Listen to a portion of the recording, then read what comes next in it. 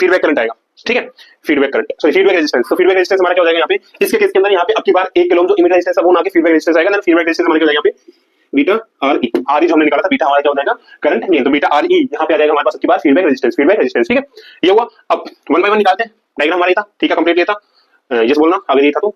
पहला point input impedance,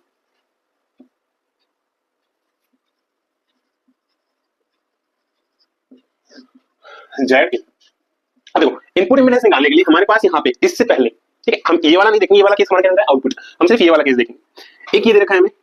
normally हमारे पास यहाँ पे रेजिस्टेंस ड्रॉप हो रहा है, वोल्टेज ड्रॉप हो रहा है, तो रेजिस्टेंस हमारा जो इनपुट रेजिस्टेंस है ये वाला है, ठीक है। एक ये दे रखा है और एक ये दे रखा है हमें, तो मान लो यहाँ से रेजिस्टेंस हम कैलकुलेट कर रहे हैं, यहाँ से कैलकुलेट चलते करके चलते हैं, तो जब इसको हम कैलकुलेट करते हुए चल रहे हैं तो एक तो हमारे पास ये हो गया, यहाँ पे मान लो ये कुछ है और रेजिस्टेंस कैलकुलेट कर रहे तो नॉर्मली है, ठीक है। इधर चले, यहाँ से रेजिस्टेंस इनपुट रेजिस्टेंस कैलकुलेट कर रहे हैं 1 किलो ओम प्लस यहाँ पे इस पॉइंट पे आने के बाद 3 जगह वाला, यहाँ से जाने के बाद ग्राउंड हो रहा है, यहाँ से ग्राउंड हो रहा है और ये वाला ग्राउंड हो रहा है, व्हिच मींस आगे के जो तीनों है वो क्या है यहाँ पे पैरेलल केस के अंदर है, ये वाला, ये वाला, ये वाला, मतलब यहाँ पे ये 1 किलो ओम, ये वाला 3.9 किलो ओम, 12 किलो ओम और बीटा आदि, ठीक है। यहाँ से जा रहे 1 किलो ओम प्लस में आगे के तीनों क्या है पैरेलल के अंदर है, मतलब इनका जो मल्टीप्लाई होगा किसमें होगा पैरेलल के अंदर होगा, व्हिच मींस यहाँ पे क्या आएगा 3.9 पैरेलल है 12 के, पैरेलल है बीटा आर ई के, ठीक है। तो दोनों को निकालते हैं, दो के पैरेलल का निकाल लेते हैं, फिर सीरीज में आ जाएगा, फिर अगले के पैरेलल का निकालेंगे, है ना। तीनों एक दूसरे के पैरेलल है, तीनों एक दूसरे के पैरेलल है, तो हम कैसे निकाल सकते हैं इनका जो निकालेंगे, पहले सिर्फ इसकी बात करते हैं।